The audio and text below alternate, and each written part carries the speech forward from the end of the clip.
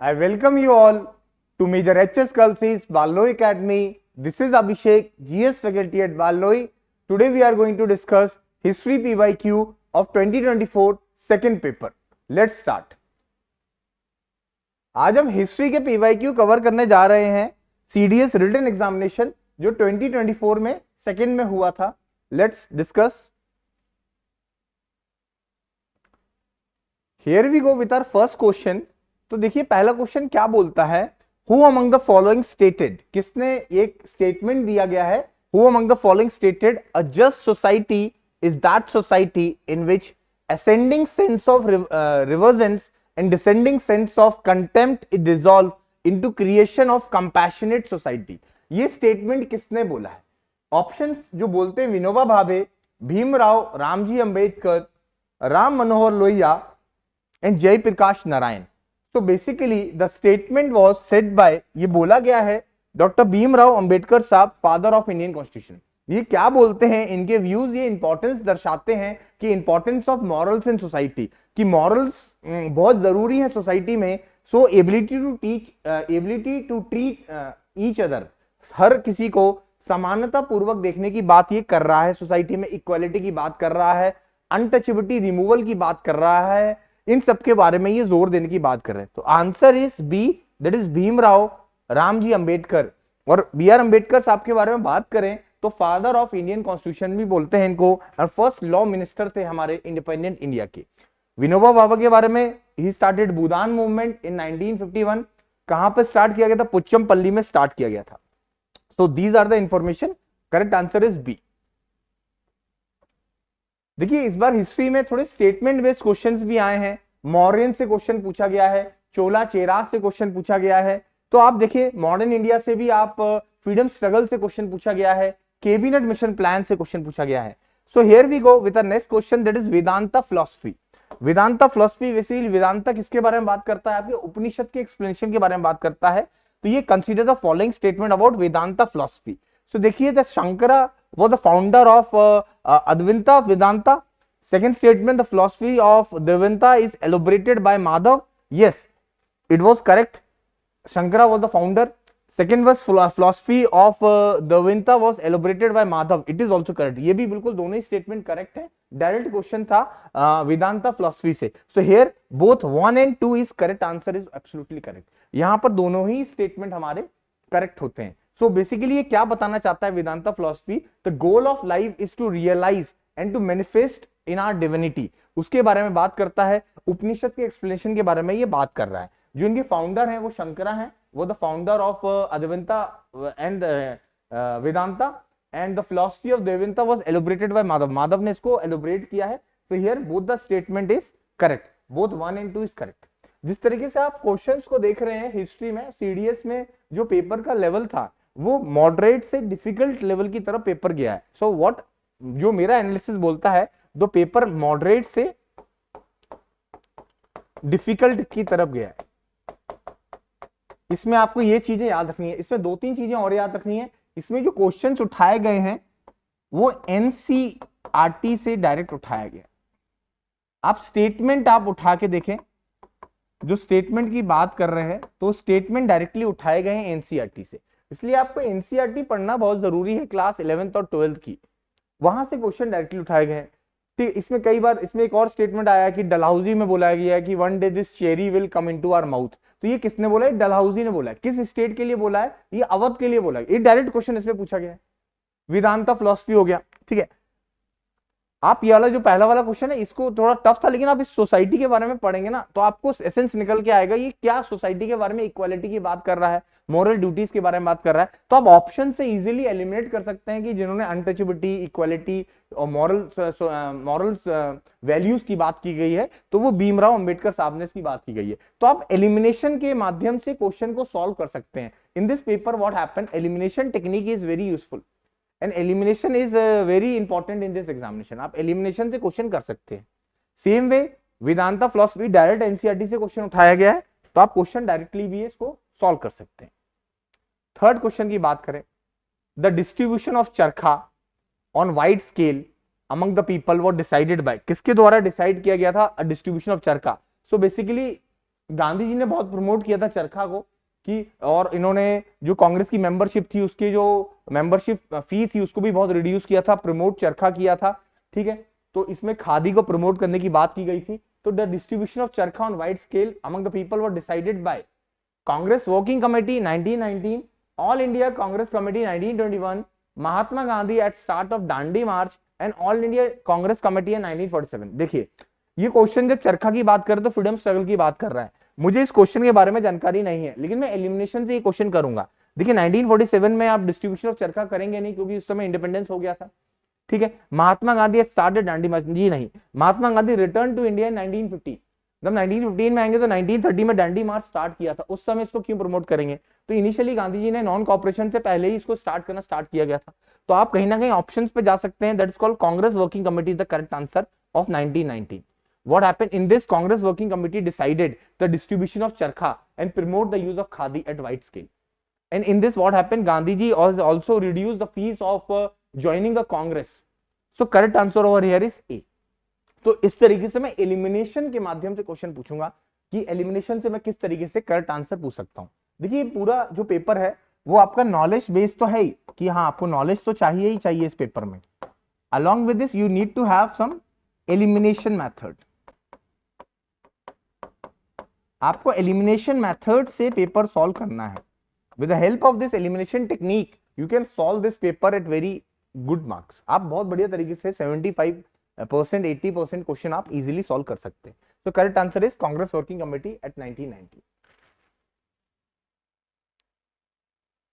So here another the terms, देखिए ऋग्वेदा से question पूछा गया है। The questions here the serials के बारे में बात किया गया, बैरला के बारे में बात किया जो कि स्टेपल क्रॉप्स है।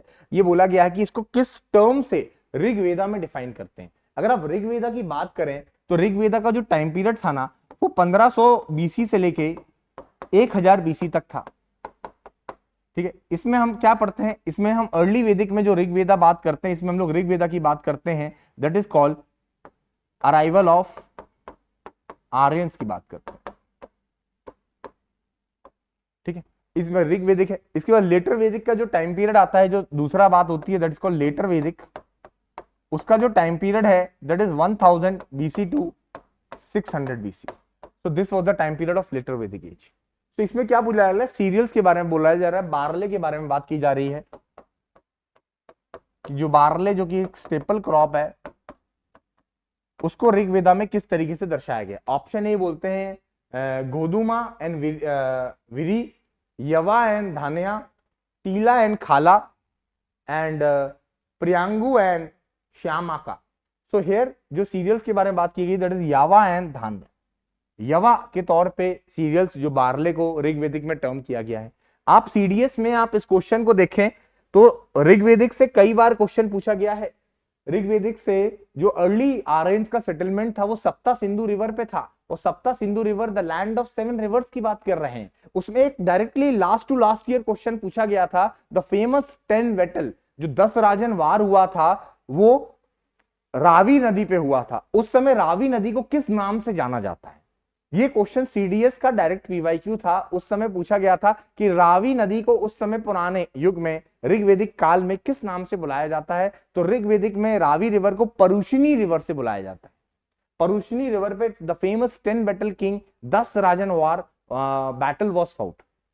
तो सेम वे इसमें देखिए ऋग्वेदिक आपका एक इंपॉर्टेंट टॉपिक होता है जहां से क्वेश्चन पूछ रहा है। इसमें सीरियल से पूछ दिया गया, इसमें tila and khala again an agricultural term was there. So आप देखें किस तरीके से अगले दिन जो क्वेश्चन आएगा, नेक्स्ट टर्म में जो क्वेश्चन आएगा, क्या पता वो टीला और खाला से पूछ। तो आपको पीवाईक्यू इस तरीके से प्रिपेयर करना है कि आपके सारे क्वेश्चन बन जाएं और आप इजीली इसको सॉर्ट आउट कर सकें।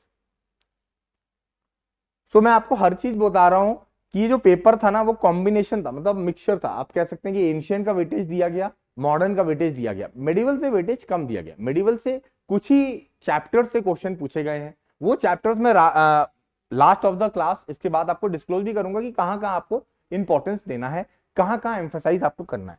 सेम बात करें आप, consider the following statement about the condition of widows in 18th century. अब ये विडोज पे क्वेश्चन आया कि विडोज होती क्या है? जिनके पति मर जाते हैं तो महिला विडो हो जाती है। ठीक है, उनकी कंडीशंस के बारे में बात कर रहा है। 18वीं शताब्दी में 18th सेंचुरी में क्या कंडीशन थी विडोज की? सो पहला क्वेश्चन बोलते हैं, Raja Sawai Jai Singh of Amber promoted widow remarriage. इन्होंने रीमैरिज प्रमोट किया था। जिनके पति मर जाते हैं तो पत्नी विधवा हो जाती है, उनको पुनः शादी कराने के ऊपर जोर दिया गया। Correct statement. Maratha general that is called Parshuram Bhau promoted remarriage, बिल्कुल सही बात है, इन्होंने भी रीमैरिज, ये पॉजिटिव स्टेटमेंट दे रहे हैं। And Raja Ram Mohan Roy that is called oppose sati. अब आप बोलोगे सर सती क्या होता है? सती क्या होता है? पहले के समय में क्या होता था कि अगर पति मर जाता था तो पत्नी अपने आप को आग में समर्पित करती थी, सती करती थी। ये एक सेरेमनी होती थी जिसको हिंदू ऑर्थोडॉक्स सोसाइटी काफी प्रमोट करती थी। राजा राम मोहन रॉय ने इसको अपोज किया था। Raja Ram Mohan Roy has abolish sati. अगर आप बात करें 1829, Raja Ram Mohan Roy abolished sati. He abolished sati with the help of whom? With help of William Bentinck.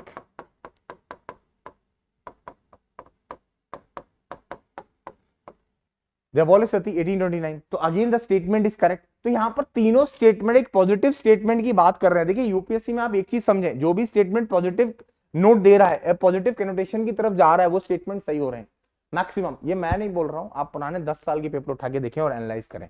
Raja Sawai Singh promoted widow remarriage, बिल्कुल सही बात है। Maratha of general that's called Parshuram Bhau again promoted remarriage. And Raja Ram Mohan Roy oppose sati, अगर बिल्कुल सही बात है। तो यहां पर तीनों ही स्टेटमेंट हमारे सही होते हैं। 1, 2 and 3 statement is correct. So here answer is D. इतना चीज आपको समझना है, द आंसर इज डी। अगर आप नेक्स्ट क्वेश्चन की बात करें, कुछ क्वेश्चन देखिए बहुत डायरेक्ट भी पूछे गए जिसको आप डायरेक्टली करते हैं। अगेन देखिए शिवाजी से क्वेश्चन आया, यूपीएससी का बहुत फेवरेट टॉपिक है। लास्ट ईयर भी क्वेश्चन पूछा गया, शिवाजी महाराज जी से क्वेश्चन पूछा गया, मराठा से क्वेश्चन पूछा गया। इसमें बोला गया है consider the following statement about administrative measures of Shivaji. Shivaji के क्या एडमिनिस्ट्रेटिव मेजर्स थे? उन्होंने अष्टप्रधान स्टार्ट किया था, द 8 काउंसिल ऑफ मिनिस्टर, जो कि डायरेक्टली शिवाजी को रिस्पॉन्सिबल थे, डायरेक्टली शिवाजी को बात करते थे। The scheme of Ashtapradhan was completed and announced at the time of Shivaji coronation. इन्होंने रायगढ़ फोर्ट में अपना कोरोनेशन किया था, वहीं पर इनको छत्रपति शिवाजी महाराज की उपाधि दी गई थी। And regulation and duties are properly defined. जब वो राजा बने, जब उन्होंने शपथ लिया, तब इसको प्रॉपर तरीके से डिफाइन किया गया। अष्टप्रधान रहेंगे और डायरेक्टली शिवाजी को individual minister is responsible directly to Shivaji, Shivaji को डायरेक्टली रिस्पॉन्सिबल होंगे। And Shivaji introduce Marathi in place of Persian and coined Sanskrit technical term for administrative purpose। बिल्कुल सही बात है, ये भी स्टेटमेंट सही है। ठीक है, इन्होंने मराठी को प्लेस किया और इनका जो मराठा किंगडम था, there is Marathas for Maratha land के लिए इन्होंने फाइट किया था, मराठा लैंड एक स्थापित किया था महाराष्ट्र रीजन में। So here both statement is correct, both 1 and 2 is correct. बिल्कुल सही बात है कि इन्होंने अष्टप्रधान को एक प्रॉपर तरीके से फ्रेमवर्क दिया गया जब इनका रायगढ़ में कोरोनेशन हुआ, और इन्होंने प्रॉपर तरीके से उसको ड्यूटीज एंड एडमिनिस्ट्रेशन डिफाइन किया। इन्होंने पर्शियन लैंग्वेज को हटाया और मराठी को उसमें प्लेस किया कि अब से मराठी लैंग्वेज होगी। बहुत सारे टेक्निकल टर्म्स और मराठी टर्म्स को यूज किया गया अष्टप्रधान में, जैसे हम अमात्यास देखते हैं, ठीक है, आपका वकार आपका पंडित राव देखते हैं, जो कि एक मराठी टर्म है, जो कि अष्टप्रधान के इंपॉर्टेंट मिनिस्टर हैं। पेशवास रहे हैं, जो कि प्रधानमंत्री होता है, तो ये अष्टप्रधान के हमारे टर्म्स हैं। तो यहाँ बोथ 1 and 2 इज करेक्ट। देखिए कुछ क्वेश्चंस बहुत डायरेक्ट आए थे, लेकिन इस बार यूपीएससी ने स्टेटमेंट बेस्ड क्वेश्चंस बहुत दिए हैं, डायरेक्ट क्वेश्चन बहुत कम दिए। तो नेक्स्ट क्वेश्चन की बात करते हैं, with reference to mesolithic art. अब देखिए मेसोलिथिक आर्ट से बात करते हैं, प्री हिस्टोरिक टाइम से क्वेश्चन पूछा गया है। इसमें क्वेश्चन पूछते हैं कि Alexander's Burn discovered the first rock painting in India at Suhai Ghat इन उत्तर प्रदेश। जी नहीं, सुहाई घाट में नहीं किया गया था, it is wrong.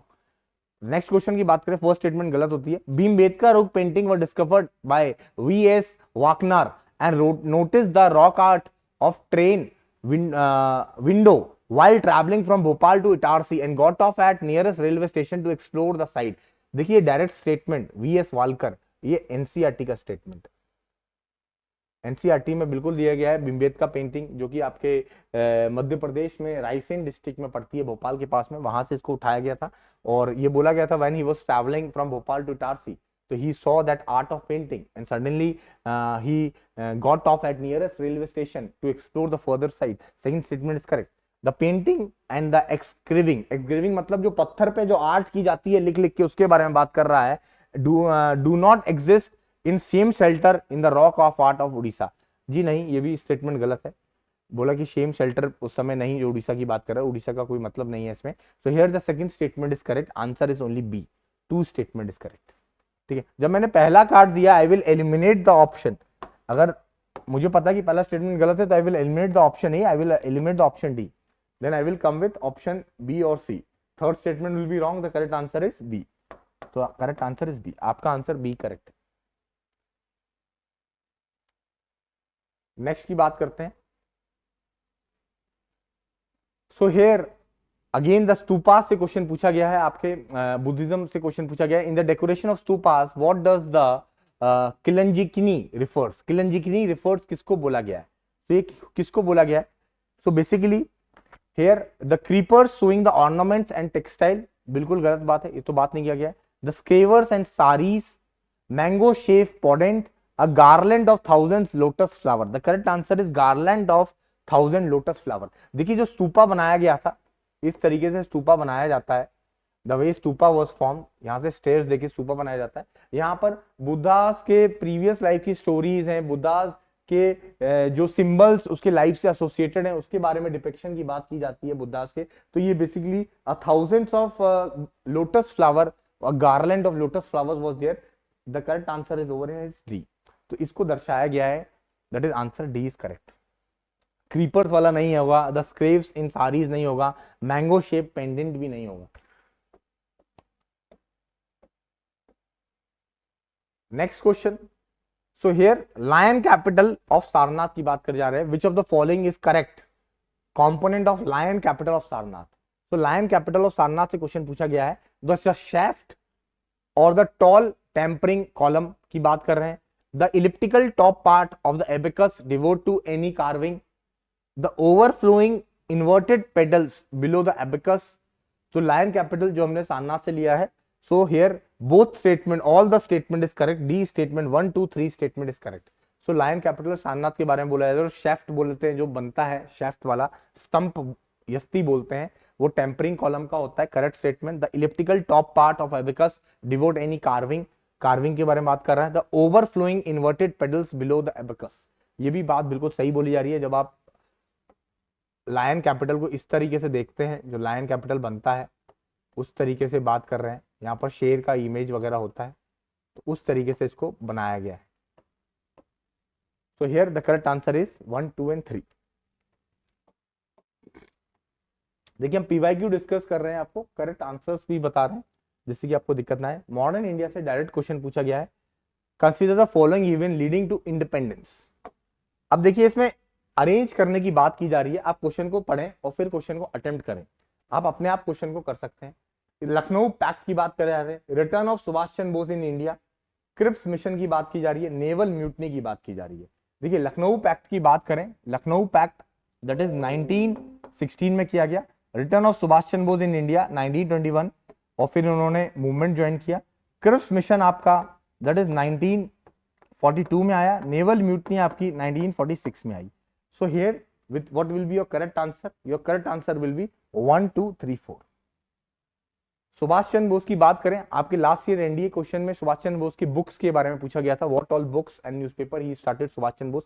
Lucknow pact 1916 में हुआ था, और लखनऊ पैक्ट में क्या हुआ था, कांग्रेस और मुस्लिम लीग एक साथ आ गए थे, मॉडरेट और एक्सट्रीमिस्ट एक साथ आ गए थे। लखनऊ पैक्ट से भी last to last year PYQ पूछा गया था सीडीएस का। 1916 में कौन कौन से इवेंट हुए थे, उसमें 3 ऑप्शन दे दिए थे। लखनऊ पैक्ट दे दिया गया था, that is called Congress Muslim league. 1916 में होम रूल लीग मूवमेंट हुआ था। थर्ड स्टेटमेंट दिया गया था, मॉडरेट एक्सट्रीमिस्ट यूनाइटेड हो गए थे। देखिए तीनों ही ऑप्शन सही थे, ठीक है। 1916 में क्या इंपॉर्टेंट हुआ था, लखनऊ पैक्ट हुआ था, जो कांग्रेस का लखनऊ सेशन हुआ था लखनऊ में, जो कि हेड किया था अंबिका चरण मजुमदार ने हेड किया था, उसमें लखनऊ पैक्ट हुआ था। Return of Subhash Chandra Bose 1921, he resigned from ICS post and joined non cooperation movement। Cripps mission 1942 में आया था, और गांधी जी ने क्रिप्स मिशन को क्या बोला गया था, Gandhi ji called Cripps mission as post dated cheque, called it as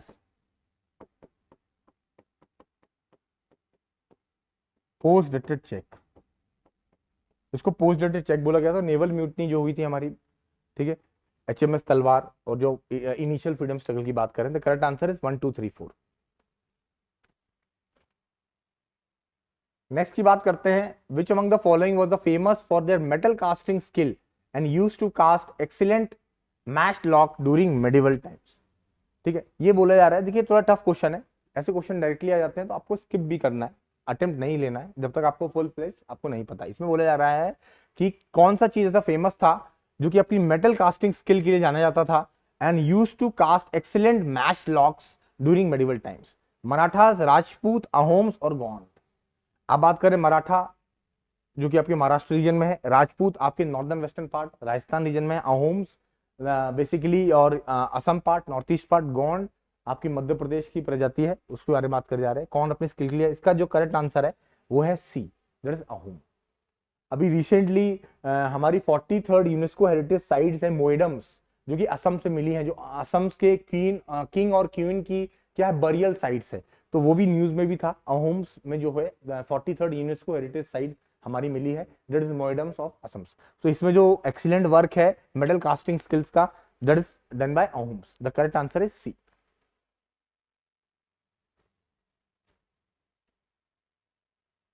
Here we go with the next question. Which of the following statement about ancient Hindu metal images in India? अब Hindu metal images की बात की जा रही है, इसमें बात बोलने की बात करी जा रही है, स्टार्ट करते हैं। Here the Chola period is well known for the aesthetic and technical fineness of his metal sculptures. The iconography and the style of Chola's metal image were similar to that of stone counterparts.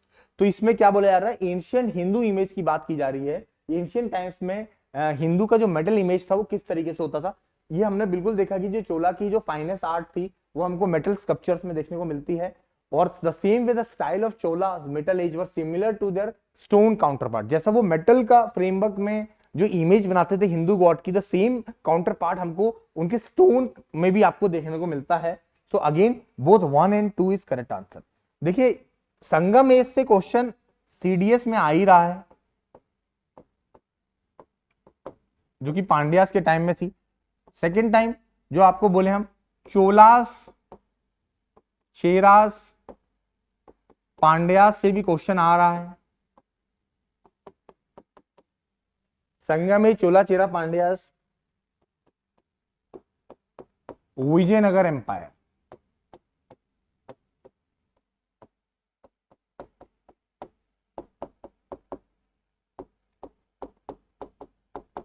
भक्ति सूफी movement. ये 4 topic 5 topic आप CDS में करके जाएं, 100% question आपको alternative years में देखने को मिलेंगे। आप पीवाईक्यू उठाएं, उसको एनालाइज करें और आपको समझ में आएगा क्या क्या टॉपिक इंपॉर्टेंट है, किस किस रेफरेंस से आपको ये टॉपिक पढ़ना है, जिस तरीके से आप सीडीएस में पेपर सॉल्व कर सकते हैं। आप डायरेक्टली पेपर सॉल्व करा सकते हैं बहुत इजीली तौर पे। नेक्स्ट आइए, which of the following term was used for the state by draft constitution presented by B.R. Ambedkar on 4th of November 1948? देखिए डायरेक्ट क्वेश्चन आ गया इसमें, union of states. India is a union of states, ये हमारा article 1 भी बोलता है, India is a union of states. How many states, ये हमारे शेड्यूल 1 में डिस्क्राइब है, there are 28 states and 8 union territories. So B.R. Ambedkar use the term for state, that is India, that is union of states. ठीक है, we are not the federation of state, हम autonomous state भी नहीं है और subsidiary states की बात नहीं की गई। अमेरिका टर्म में यूज करते हैं federation of states, but we are union of states. Next one that is called antariya was the garment worn by women during the modern period. देखिए अंतरिया की बात की जाए, ये लोअर गारमेंट होता है जो कि आप मराठी स्टाइल में जो नीचे के धोती टाइप पहनते थे, लोअर गारमेंट्स की बात कर जा रहे हैं। कॉटन और सिल्क का बना होता है, it is made up of what, cotton and silk की बात बना होता है।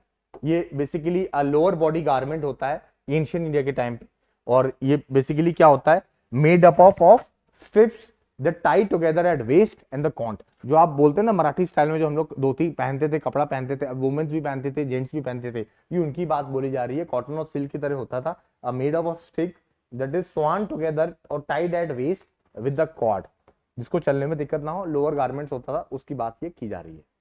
That is answer D is correct. ठीक है, हेड कवरिंग वाला भी नहीं होगा, स्लीव टनिक भी नहीं होगा, और अनस्टिच्ड लैंड क्लॉथ भी नहीं होगा, ये नहीं होगा। Answer is D. ये डायरेक्टली एनसीईआरटी टर्म्स में और कुछ स्टैंडर्ड बुक्स में ये मेंशन टर्म था।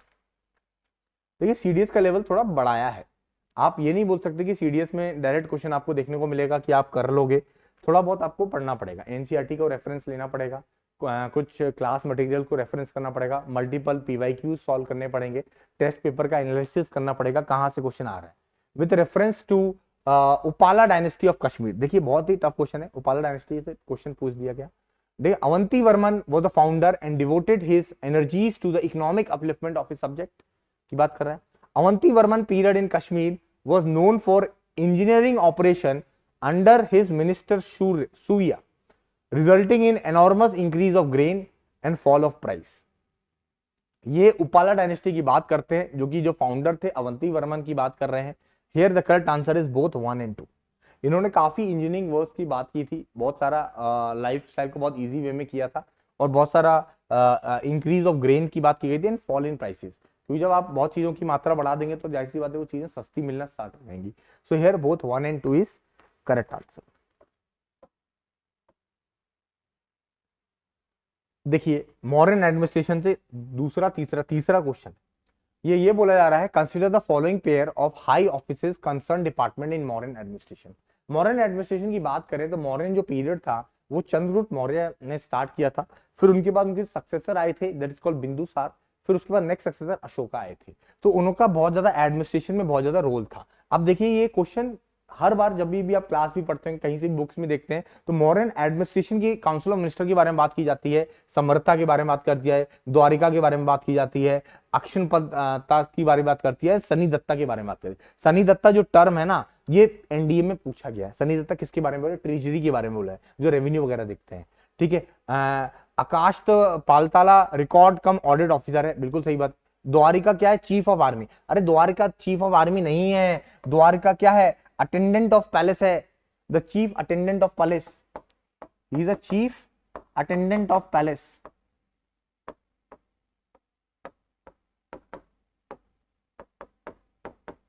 ये चीफ अटेंडेंट ऑफ पैलेस है, तो सेकंड स्टेटमेंट गलत है। और समर्थी क्या है? Chief collector of revenue. ये वाला टर्म एनडीए में रिपीटेड है। सनी दत्ती एंड समरहर्थी, ये रिपीटेड टर्म्स है, एनडीए में पूछे गए हैं, ये आए गए हैं। और द्वारिका क्या है? चीफ ऑफ आर्मी, ये स्टेटमेंट गलत है। द्वारिका क्या है? हमारा चीफ अटेंडेंट है पैलेस का, he was the chief attendant of palace. So here the correct answer is, अगर आप सेकंड को एलिमिनेट करोगे तो 1, 3, 4 is correct answer, that is B. मैंने हर बार बोला है मॉडर्न एडमिनिस्ट्रेशन से क्वेश्चन पूछे गए हैं। आप पीवाईक्यू उठा के देख लीजिए, एनसीईआरटी उठा के देख लीजिए, डायरेक्टली ये टर्म मेंशन है। आप मॉडर्न पढ़ेंगे, चंद्रगुप्त मौर्य के बारे में पढ़ेंगे, बिंदुसार के बारे में पढ़ेंगे, आप उनके administration, socio economic policies during modern administration, their culture, their economy, these are the important components जो कि हम लोग क्लास में भी कवर करते हैं और एनसीईआरटी में भी मेंशन है। ठीक,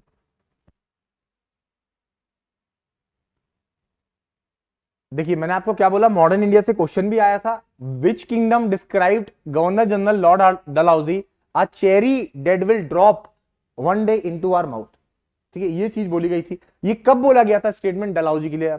डलहौजी को फादर ऑफ सीपीडब्ल्यूडी भी बोलते हैं, बहुत सारा डेवलपमेंट किया था, रेलवे वगैरह इंट्रोड्यूस की थी, विडो रीमैरिज एक्ट इंट्रोड्यूस किया गया था ईश्वर चंद विद्यासागर के साथ मिलके। तो ये कब बोला गया था? One day a cherry that will drop into our mouth one day, ये 1851 में बोला गया था। एंड फाइनली 1856 में अवध वॉज एनेक्स्ड। ये Awadh was annexed into British territory. That is answer B, Awadh is correct, Awadh statement correct.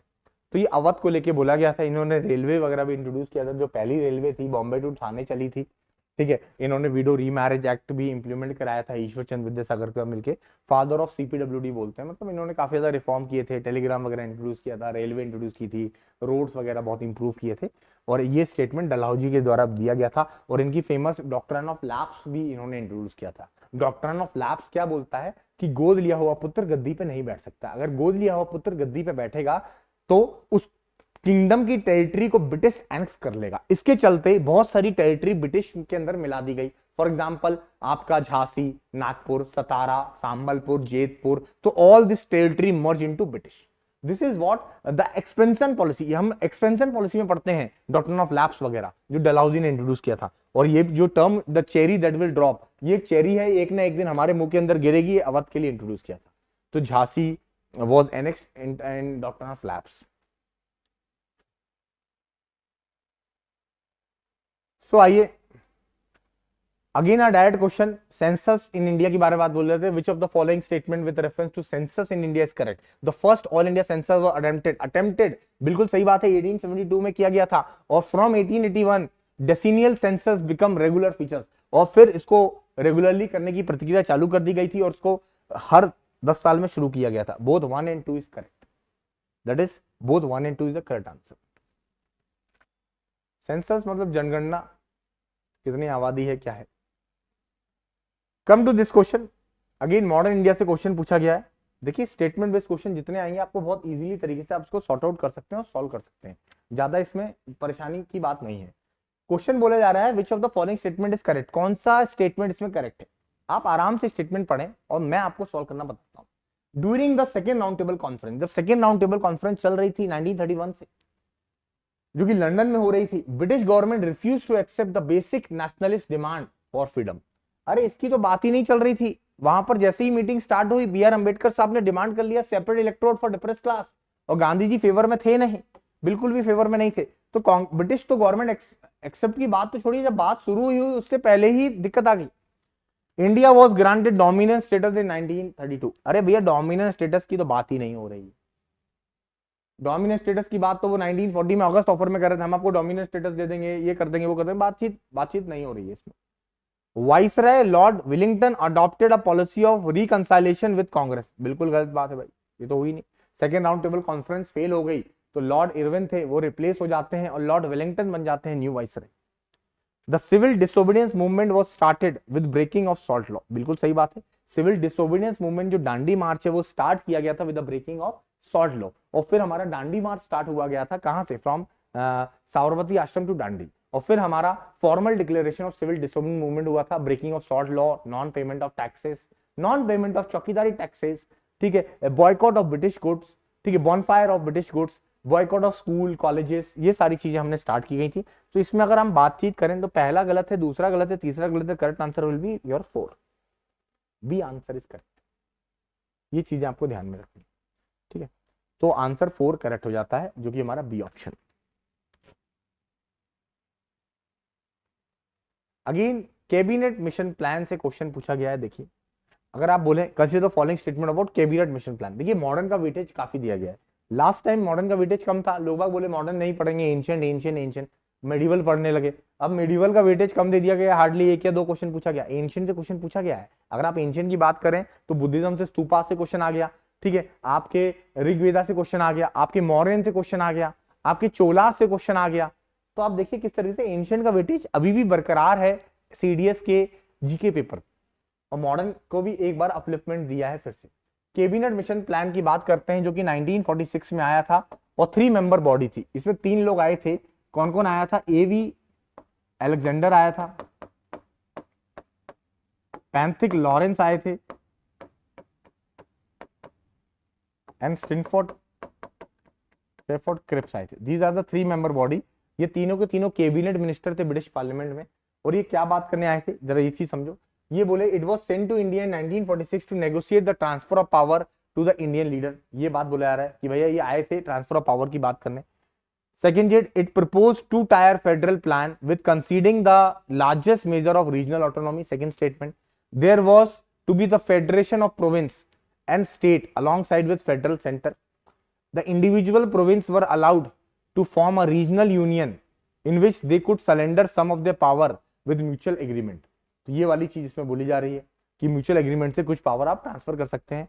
सो देखिए कैबिनेट मिशन प्लान आया था कि एक तरीके से इंटरिम गवर्नमेंट बनाई जाए, और किस तरीके से फुल फ्लेज तरीके से हम पावर भी ट्रांसफर करने की बात करते हैं। जो कैबिनेट मिशन प्लान ने जो पाकिस्तान की डिमांड थी उसको पूरी तरीके से इन्होंने खारिज किया था। They rejected the demand of Pakistan, they rejected the demand of Pakistan.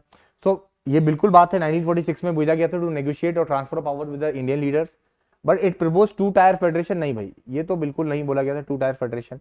और the individual province were allowed to form a regional union, नहीं, और म्यूचुअल कंसर्न की बात भी नहीं की गई थी। इन्होंने बोला था जो इंडिया है उसको 3 पार्ट में डिवाइड किया जाए, that is part A, part B, part C, उस तरीके से बात किया जाए। So here the correct answer will be your 1 and 3। A option is correct, 1 and 3 is correct answer, cabinet mission plan.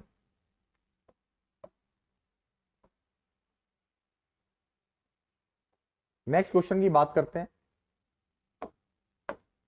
ये कंसीडर द पेयर की बात करी जा रही है, पेयरिंग की बात की जा रही है। Gajapati, that is called Ashwapati and Narapati. तो Gajapati name of powerful dynasty in Orissa, Gajapati Gajanand की बात करें, उड़ीसा की पावरफुल डायनेस्टी की बात कर रहे हैं। Ashwapati Deccan of sultan, and Narapati Rayas of Vijayanagar, Narapati that is called Rayas of Vijayanagar. तो आप बात कर सकते हैं, ये टर्म्स वाली बात है, तीनों ही टर्म्स एब्सोल्युटली करेक्ट है अपने ही अपने मैच द फॉलोइंग में। तो ये थे हमारे पूरे के पूरे हिस्ट्री के क्वेश्चन जो कि हमने कवर अप किए।